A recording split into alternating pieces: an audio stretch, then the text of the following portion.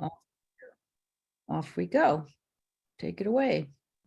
Awesome. Well, I am super excited to kick this off. Good morning and good afternoon, everyone. And thank you so much for attending this week's community conversations. If you are new, please throw it in the chat and introduce yourself. And welcome to this call. I am Ariel Zhang from the Animal Foundation. Co-hosting with me today is Shannon Roebuck from AWA. I'm excited to have her speak a little bit in later in the hour. But most importantly, this Monday, I am super excited to welcome back Mary for Mary's Motivation Mondays. I know that I've missed her. I'm sure a lot of you have too, and she needs no introduction. So I am going to throw it over to Mary. Thanks, Ariel. Thank you so much, Shannon. And thank you all. It's been a while since I have been here. And I want to thank you all for all the kindness so many of you have shown me. This is a lot harder than I thought it was going to be. So let me just take a deep breath. Whew. And let's talk about one of the things that Samantha and Stephanie are going to present some data for us. And they're going to talk about the fact that we are reaching a point, as many of us have who've been in animal welfare for a long time. We recognize that there are times when everything seems to be working and we don't have a care in the world. You do remember those times. Probably they were about 36 months ago. But lately it feels like all we've been dealing with are challenges. And if it's not a veterinary shortage, it's a staffing shortage. We have many more animals in the shelters and don't seem to be able to have as many outcomes. That's what we call them now, outcomes. But let's really break it down and think about what those are. Those are adoptions, those are transfers. Those are potentially animals that we maybe shouldn't even bring into the shelter because they actually have homes that are attached to the animals. So it's sort of an overwhelming situation that we're in professionally. And I can tell you, it's a bit of an overwhelming situation that I'm in personally. But as Jim Tedford from the association said many years ago, we're animal people, which means that we are animals and we're people, and we can sort of change the world. And we can actually do that, you all, when we think about the situations at hand and think about them in terms of taking a deep breath and recognizing that there's so many other people out there who also are experiencing the same thing.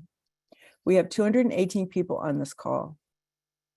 If by the end of this month, you haven't picked 5 people on this call to connect with so that you can reach out to them and talk to them and see what's happening in their part of the universe and see if there's things that you might be able to share or if there are things you might be able to take away and apply to your own organization. Because we do know how to do this. The problem is, and it's not really a problem, it's a challenge. The challenge is we are in a place now where we can do things differently. I was on a call last week and I was told that when we care about people, anything is possible. And when we start from that point of caring about people, when so often we have spent our lives devoted to the animals in our care, and trust me, there's absolutely nothing wrong with that, but we're missing out on so much more when we can care about people and the animals together. So, as I used to say before, and as I will say again, we're in month 31 of COVID. That hasn't changed. And lately, I've been thinking a lot about really what does it mean to take responsibility for the well-being of people? And I will tell you that when I have been going through some personal issues, so many of you reached out and shared your love and support with me in such profoundly wonderful ways that if I start now, I can't even begin to thank you all for all that you have done. But I do want to take a stab of it now and just thank you all, because one of the things that I've been reminded of is that we really can't do this alone, and we really do need each other. And when we can recognize the fact that we do need each other, I think some amazing things start to happen. I've been reading this book called Kafka on the Shore, and it's by Haruki Murakami. And I hope I haven't really butchered the pronunciation of that name, but when your name is Ippoliti Smith, you can actually, there's some grace in all of that. So I'd like to read this. And once the storm is over, you won't remember how you made it through, how you managed to survive. You won't even be sure, in fact, whether the storm is really over. But one thing is certain, when you come out of the storm, you won't be the same person who walked in.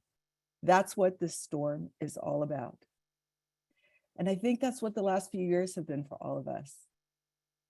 We definitely aren't the same people that we were in 2019. That's kind of the good news and the bad news. But mostly I think it's good news. So as we start to figure out how we can proceed going forward, we have been in these places before. We have been confronted with having animals in our shelter and being stymied. How do we get them out without having to euthanize them? And that is what we want to do. And so I would ask you all to remember that some of you on this call are farther ahead than others, but you have all been in the same place. So ask for help. We are here to provide that. And if you all haven't taken advantage of the forum after these calls, you should really do that, because that's a place where you can feel safe and ask for help and get responses from people who absolutely fundamentally understand what you're going through. So I have talked too much. Thank you for letting me back into this amazing group of people. Ariel and Shannon, I'm going to turn it over to you. Allison and Bobby, Irene, thank you all for having faith in me and getting me to this point. Mary, we're so happy to have you back. And this is exactly why. Please throw in the chat some kind words for Mary, welcoming her back, because I think your words are, I actually have no words for your words. So I'm gonna actually just go to the next thing, which is we have some grant winners. So continuing with our Maddie's family, let us know, who am I throwing this to, Allison? Is it Irene? That's a great question. I know Kelly Clardy's on Amber the call. EB. I am Amber, happy yeah. to announce the Amber. winners, and I don't know how I can follow Mary, and I was just sending my kind words in the chat, so I'm going to say it in real life. Mary and the dinosaurs, we're so happy to have you back. So welcome back, Mary, and 2 T-Rexes today. And then give me 1 second to get this ready, and then I'll go ahead and share my screen. Oh, shoot. I can't get it ready and share my screen at the same time. Hold on 1 second.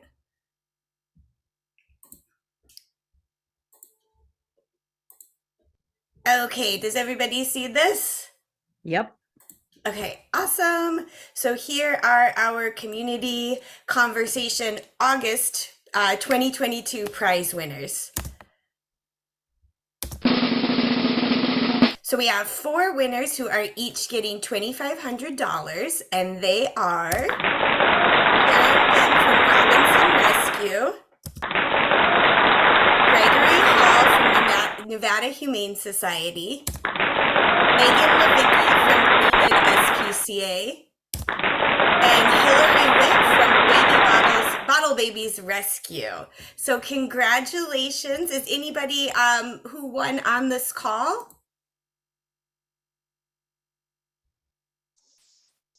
Wait, maybe, can you post that again? Oh, sure. Went by so fast. Oh, I saw Gregory's name in the chat a little earlier. Gregory, are you Hey, here? Bobby. Yeah. Hey, Bobby. I'm absolutely stunned, you guys. Thank you so much. This is amazing, and welcome back, Mary. Cool. Congratulations, Gregory. And congratulations to Sharon, Megan, and Hillary as well. Irene and I will be reaching out to all the winners later. And remember that you can apply to win this grant just by joining us or by watching on demand. And with that, I'm out. Awesome. Thank you so much, Amber, and congratulations to all of the winners this month. And we will open it up to national updates.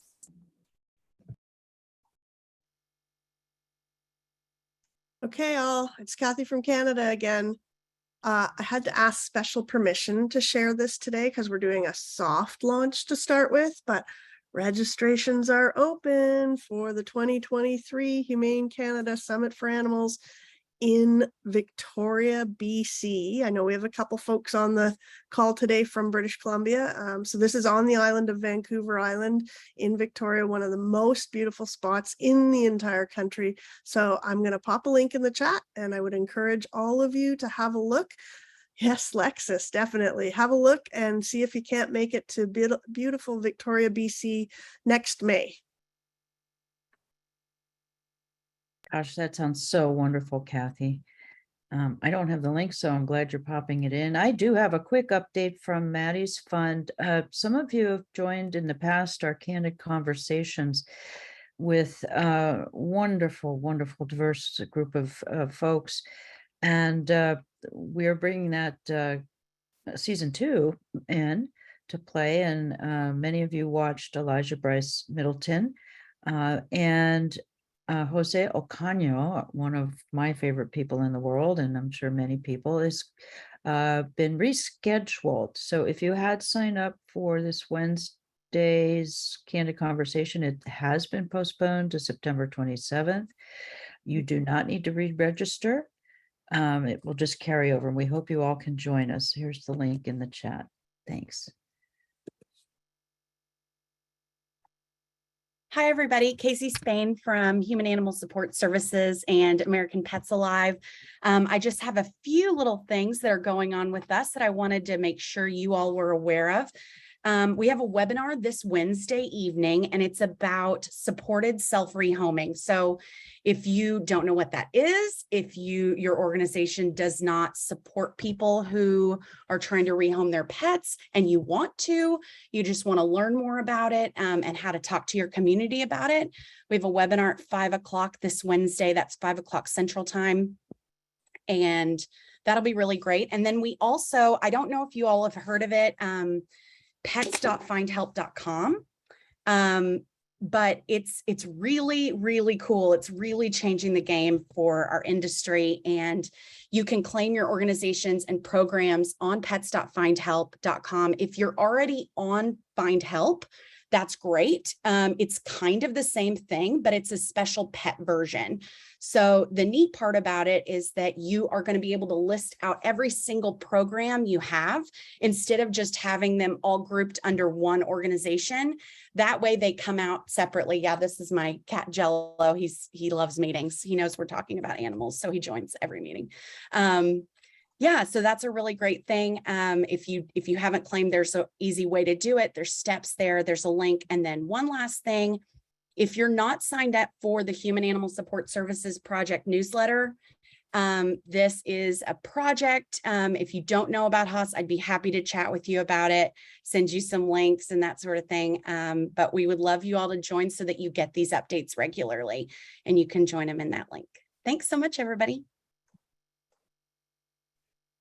Hey everyone, it's Lindsay from HSUS here for my weekly Beagle update. Right before Labor Day, we placed the last of the Beagles on a flight to Maine, and it ended up being about 3,800 dogs in less than 60 days to over 120 organizations. And I just want to say that I have never been part of something that was so collaborative in that way. And it's just been really amazing to work with all of you. We're kind of finalizing all the stats on it, but it was an incredible effort from so many of you. And then in another part of our work, we are launching applications for our mentorship program this week. So you'll probably see some communication from Humane Pro over the next couple of days. We have been prioritizing work in 3 spaces: community cat programming and policy, pet inclusive housing programming and policy, and then one that we call capacity building, which is about helping under-resourced shelters at a regional level. That mentorship program comes with grant funding, it comes with training and mentorship from HSUS staff, but also from other shelters and rescues across the country. So if you're interested in any of those topics, you think that your team is ready to sort of do a deep dive in any of that, please keep an eye on Humane Pro over the next week. And I just wanted to remind everyone that we've kicked off the return to home huddles, and they're happening every Wednesday of this month. And you're all welcome to join along with our participants in the challenge. And the next one is this Wednesday.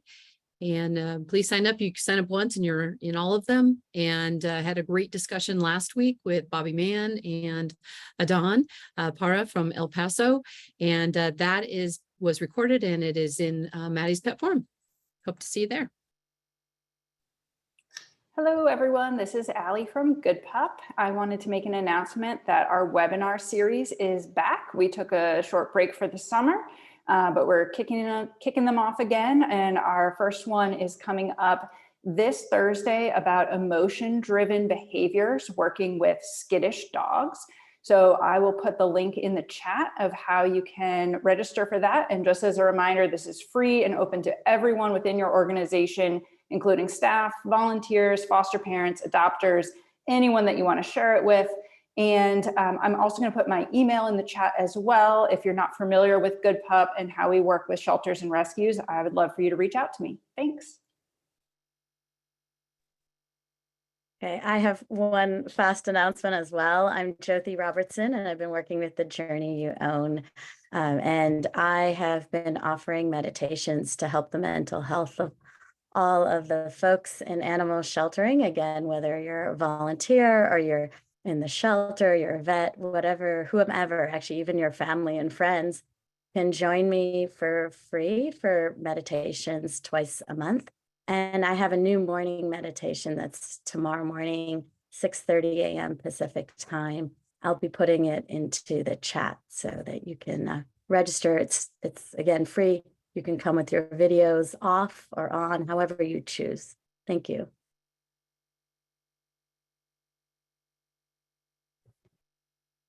Amazing. I just love this community so much. But with that, I'm going to toss it over to Shannon to introduce our speaker for today. Hello, everyone. I'm so excited that we have Shelter Animals Count here to share this important data since we had such changes with the onset of the global pandemic. So I am pleased to introduce Stephanie Filer, who's the Executive Director, and Samantha Hill, who's the Director of Data and Technology for Shelter Animals Count. And I'll let them get right to it so we can have as much information as possible from them. Great, thank you so much. We have a lot of information we're going to go through, so just fair warning, we're going to give you areas of what to look for on the slides, and then we're going to have a link available for the slides so you can dive in deeper. So with that, let me kick it off. All right, can everybody see my screen? All right, I'm seeing heads nodding. Okay, so Shelter Animals Count, as many of you know, we were founded in 2012, so we're celebrating our 10th anniversary this year. And we've been the most trusted and neutral source for animal sheltering data collection since that time.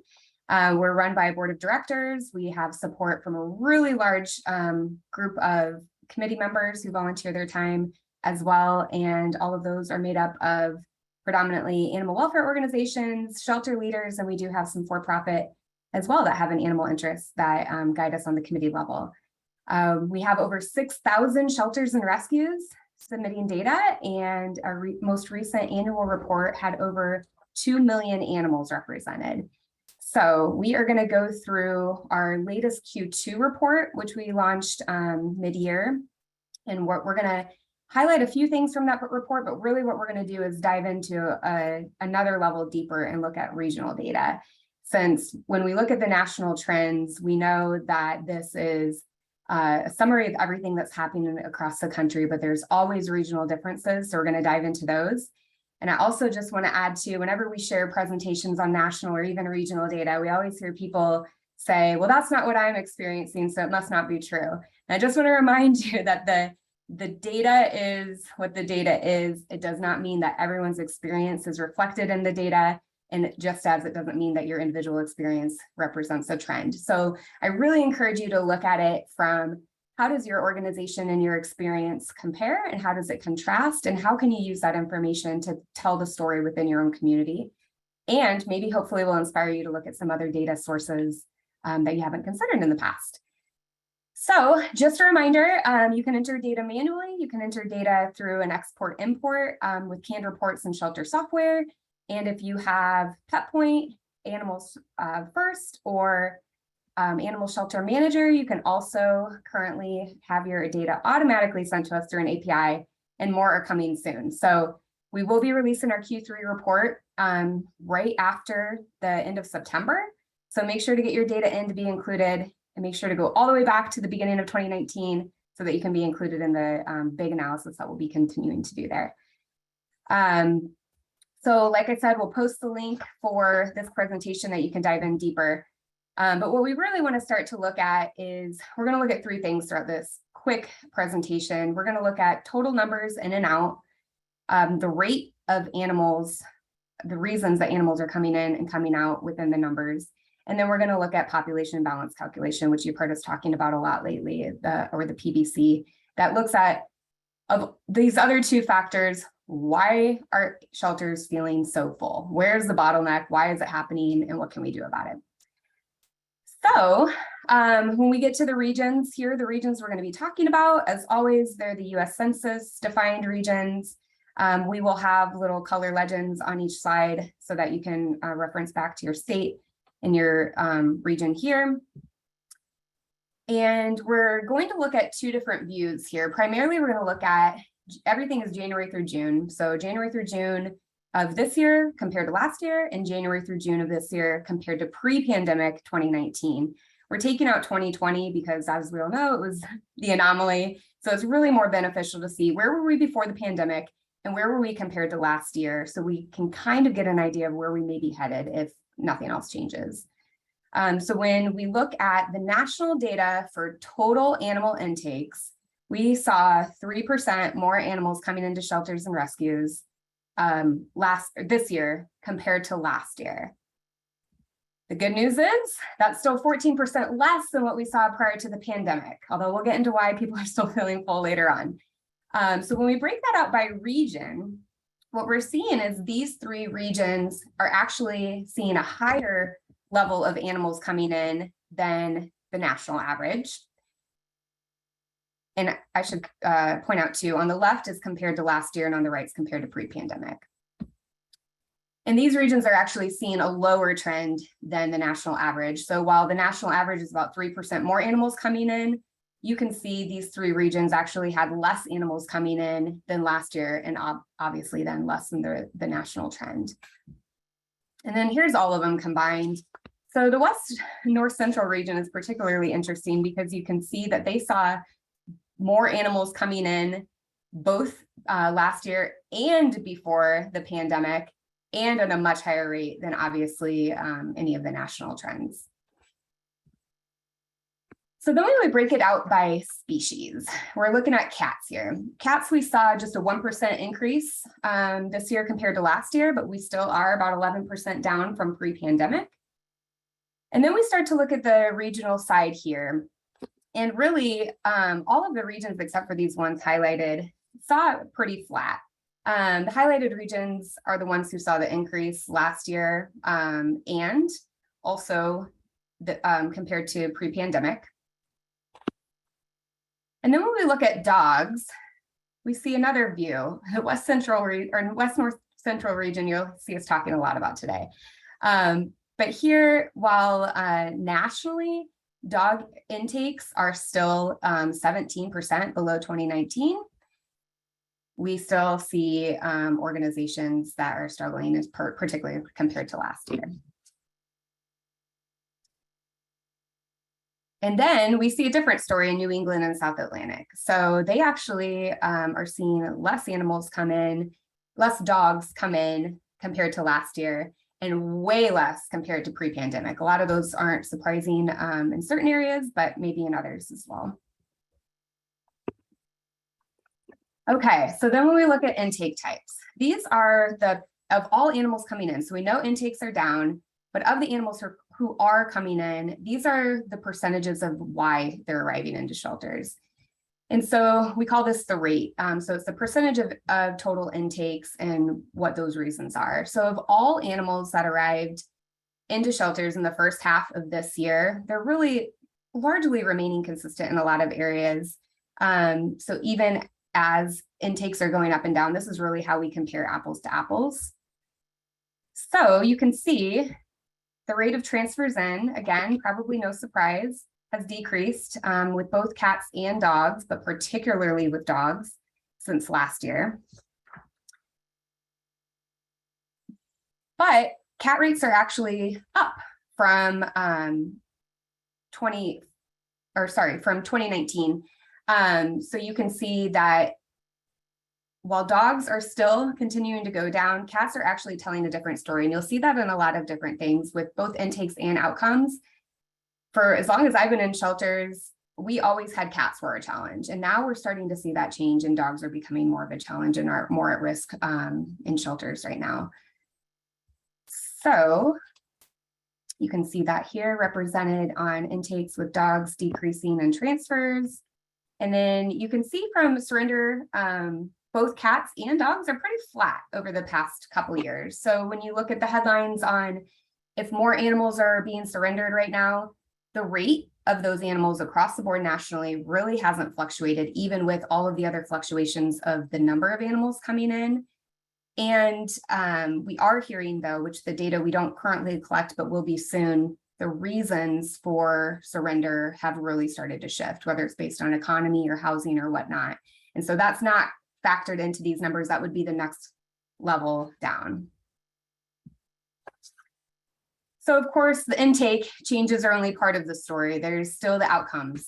So when we look at outcomes by region, we see very different swings here as well. And I'm going to flip through these quickly so Samantha can get to the PBC and let you guys dig in later when we send this out. Then we break it out by cats, break it out by dogs. And then we look at the outcome types again. And this information, I'll put the link in for our Q2 report as well. We see adoptions for cats have gone up significantly from last year, where the rate of adoptions for dogs really hasn't changed over the last few years. It's gone up a little bit, but it's kind of flatlined. And then we see return to owner pretty flat for cats, but we're still at our highest return to owner rate in the last 3 years, excluding 2020. But a different story for dogs. We've kind of fluctuated and we've rebounded a little bit since last year, but we're still not at our pre-pandemic high of return to owner for dogs. So there would be a lot of opportunity there. And then you can see this is a huge change too, which would reflect both the increase of adoption in cats and potentially other factors, but we're seeing shelter euthanasia for cats did decrease last year, and it's held steady so far this year, where that's been another fluctuating story with dogs, where our lowest was actually last year in the 3-year history, and we've started to creep back up to that pre-pandemic. So with that, I will kick it over to Samantha. So to better understand how the increases and decreases in intakes and outcomes are impacting population, Shelter Animals Count uses a population balance calculation. We call it the PBC. This is simply all outcomes, both live and non-live, divided by total intakes.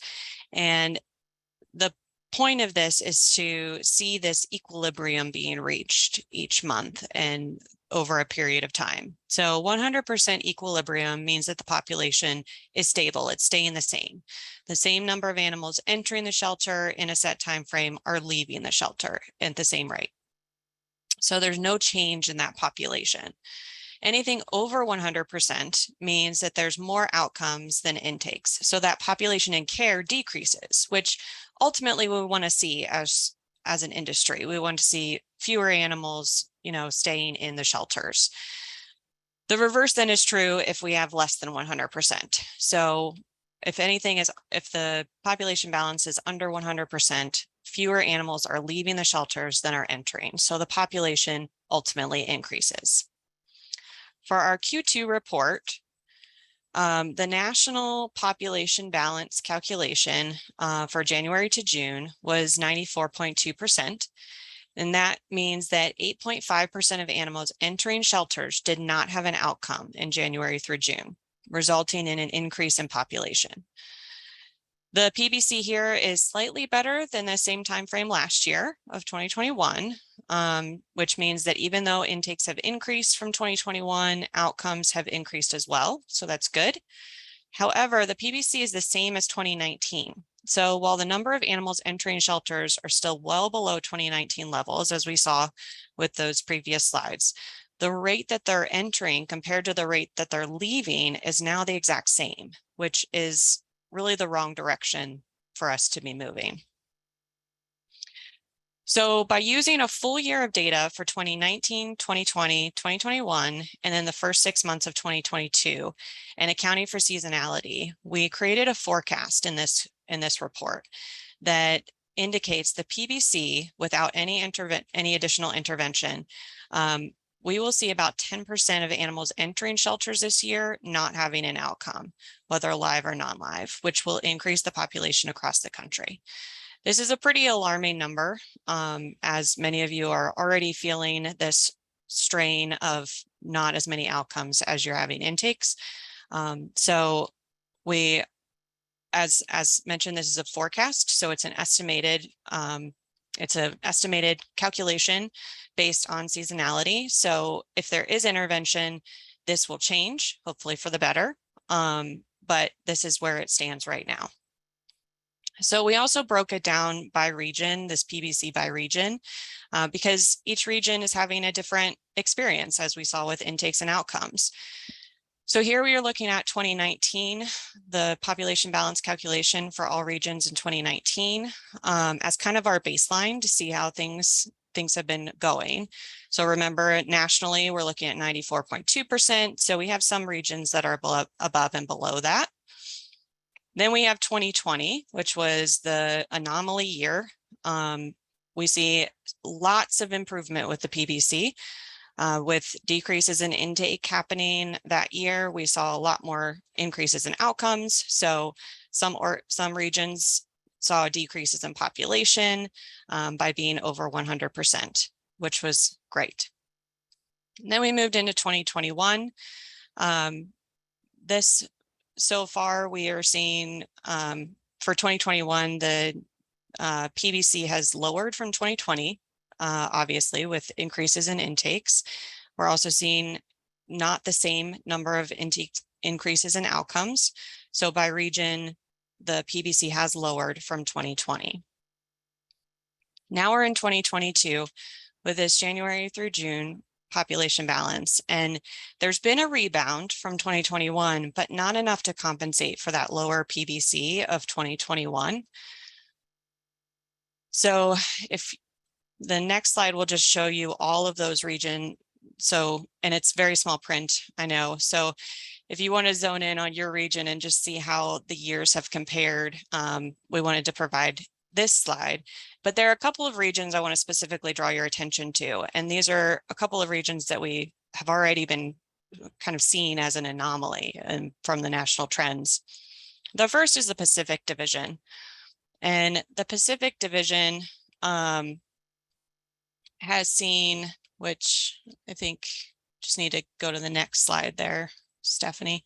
The Pacific Division has seen an increase in intakes by 14% from 2021, but only a 12% increase in outcomes. So that's leading to a PBC that has decreased from 2021 and a danger of increased population in these shelters and rescues. You can see that intakes are still well below 2019 levels, but since outcomes are also significantly below those intake levels, the PBC is almost the same as 2019. Alternatively, we have the West North Central Division, which has an increase in intakes from 2021 and 2019, but their increase in outcomes has actually outpaced those intakes and the increases in intakes, leading to a PBC that's actually higher than it was at that same time frame in 2019. So while we as an industry know that decreasing intakes, we're able to do it. We've seen it over really over these last 36 months. Increase without change in outcome, without that improvement of outcome rates, that decrease of intakes isn't going to even do that much good. So we need to make sure that we're looking at those, increasing those outcomes at the same rate that we're improving those intakes as well. So with all these different lenses, we just are looking to provide more insight into what's happening in our shelters and communities. The PBC has become a singular metric that everything else really rolls up to, and that the national, we're seeing national media attention and shelters using it to help share what's going on in their shelters with stakeholders without having to go into the nuances of intake and outcome data. So we're constantly looking to improve this and work on making it more useful for everyone. But that is the current, that's our current report. And like Stephanie said, we've got our new one coming out at the end of, well, beginning of October, probably middle of October, when we get all of our new data coming in. So we can open it up for questions. Did want to mention too, as we are really looking at some of this nuanced data and realizing that there's regional difference, there's also a difference in experience between brick and mortar shelters and foster-based rescues. There's a whole lot of different ways that we can slice this data. And so one of the things that we're doing, especially as media is reaching out to us to try to understand what's happening nationally as a whole, is we're trying to connect them with organizations that are either seeing that experience as well, or even seeing a different alternative view. So we would love to hear from you if your data and your experience is different than some of the data that's shown even for your region. We've started to dig into a little more shelter level, even within regions, and we're seeing there's not consistency even within regions sometimes. So we can definitely tell those stories too, and it might give us another idea on how to slice the data to dig in a little further. Thank you so much for sharing this information. Could you let us know 3 things our audience should take away or share back with their colleagues? Yeah, for sure. One, we would love for you guys to check out on our news article on our website more about this PBC and dig into it for your own organization. We did an example of an organization that's using it to report to their board and their community, and they're tracking it by month. And they're actually using it to determine when they need to hold adoption events, what they need to do for staffing levels, get ready to do other proactive things in anticipation of what their population balance may or may not be ahead based on what they've seen in the past. So really encourage everyone to check that out. Absolutely get your data in, go back to 2019 at least. Not only will you be included in our reports going forward, you'll also qualify for grants, both with national funders and money that we give away throughout the year. And the other one would be related to that. If you do use shelter software, sign up to have all of this just happen automatically, so you don't have to do it every month. And we can get you signed up on our API and take it from there. Thank you. And now I'll pull some questions from our chat.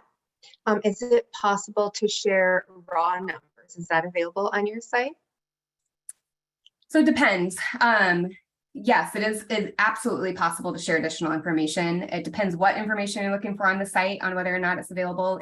If you go to our dashboard section on our website, you can do some interactive filtering within the numbers. And if you see something that you're wanting that you don't see there, just reach out to us and we can work with you on it for sure. Okay, Another question is, has anyone looked at the correlation with the shutdown or cutback of low-cost spay-neuter care? So that's something we have not dived into yet. I understand there's some groups that are interested in it, but I don't know any progress or updates on that. But from our organization standpoint yet, we have not marked that as a milestone yet. Okay. And another question, you mentioned over 6,000 shelters reporting to Shelter Animals Count. What is the estimated percentage of total shelters in the US, Canada, and combined? Yeah, well, we actually just did a project recently with Adopt a Pet and looked at the organizations that are reporting adoptable animals to them, looked at the organizations that are reporting data to us, cross-checked, deduped all of that, and essentially came up with 13,000 animal rescue organizations in the US. 9,000 of those are rescues, 4,000 of those are brick and mortar. And we have not yet ventured outside of the US with our data. That's something we would love to grow in the future, but we're really working on getting the US foundation built before we expand. So a lot more than I think anybody ever realized we're working on right now. So kind of a teaser on what's to come. We're taking then those number of organizations, the data that we have, and we're working with several data scientists on how do we model out that data to take, in addition to the data that's already reported, how can we close those gaps and get a better number of how many animals exist in the sheltering universe every year and what those outcomes and intakes are. That's awesome. Thank you for the teaser. Yeah. Here's another question for you. Do you dive deeper into certain populations of dogs and their outcomes, for instance, elderly or large dog breeds? Yeah, so we're really excited about that data. So right now we collect data on a shelter level or organization level. And so it's that basic intake and outcome data. What you'll be hearing a lot more of, and we actually have a white paper available on our website, is we did a 2-year feasibility study with Tufts University on collecting what you're describing as animal level data. So going that next level lower. We completed that at the end of last year. We are getting ready to have that API developed. So we'll be able to have that very soon. And then we'll be able to dig into that a lot more and look at either causation or correlation with intakes and outcomes on a much broader scale. I think there's like 50 some different categories that we're looking at below the level that we already collect. All right. We have another question from Cindy. How do you factor in surrender wait lists? We have had to cap intake due to capacity. So there are animals that would have been intakes, but we just don't have room in the inn. Yeah, so there's a couple of things with that. Right now, the data that we reported on right now is truly animals that had an intake and an outcome. We did launch at the beginning of last year our community services database, where one of the categories on that is are some intake diversion services.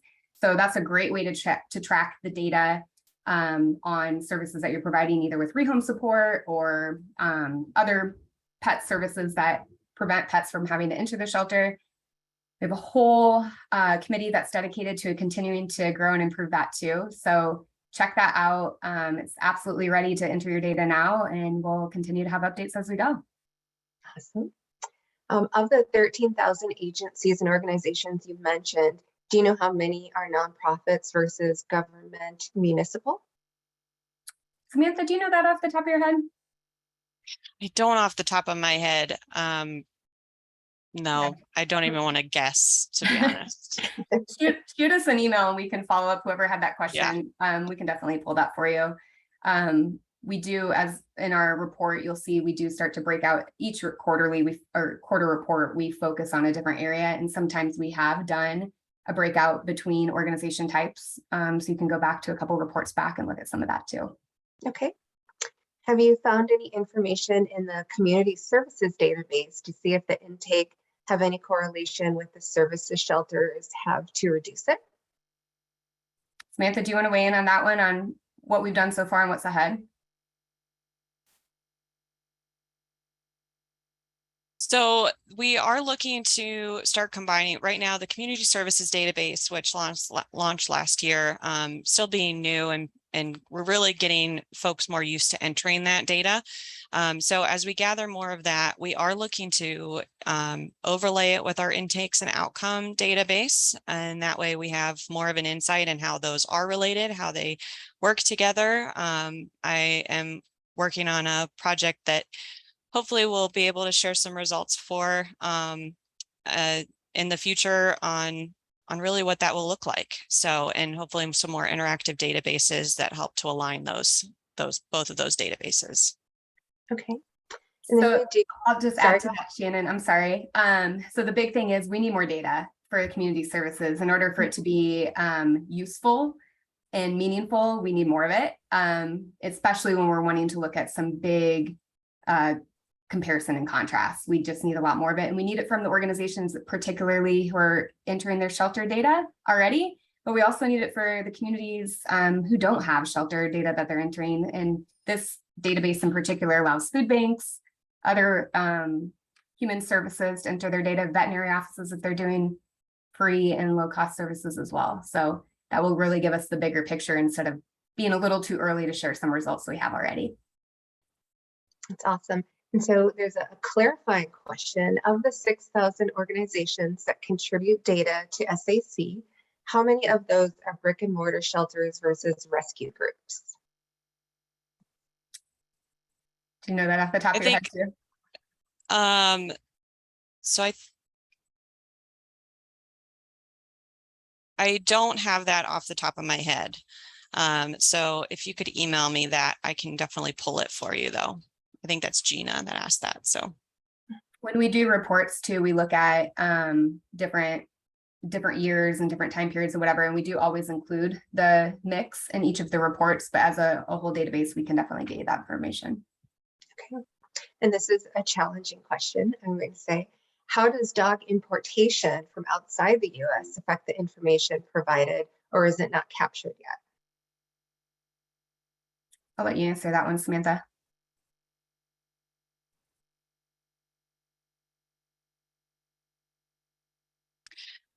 So we actually have started collecting the transfer data in for international transfers. That data too is still pretty sparse. So the more data we have on that, the more we'll be able to report back on how that transferring in of the dogs is going to be impacting our intakes. I think I can definitely provide a little bit of what we currently have and I'll post my email in the chat so folks can email me directly those questions, and I'm happy to look into it more for you. All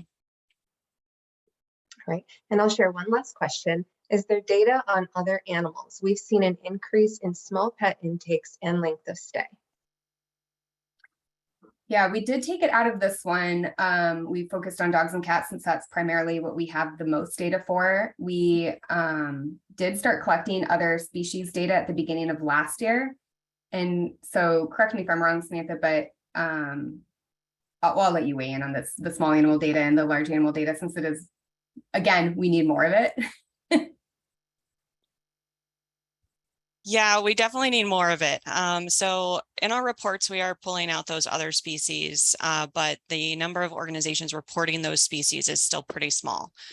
Dogs and cats are the big focus. They're primarily the populations that we're finding are of interest. So this presentation did not include other species, but it does.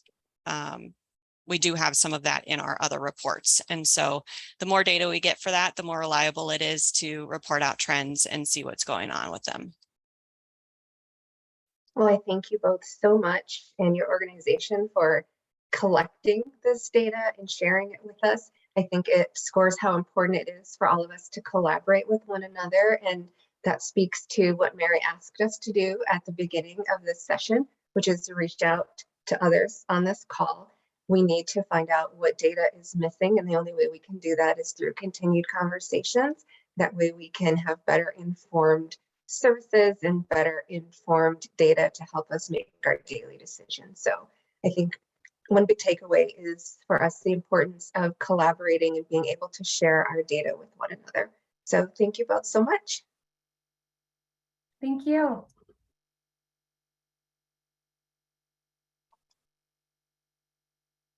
And there's links there to for everyone to enter for a chance to win money from Maddie's fund. And you can get the link in the chat box for an entry. Have a great week, everyone. Thank you for being on the call. Yeah, thanks, everybody. We'll see you next week. See you on Maddie's Pet Forum.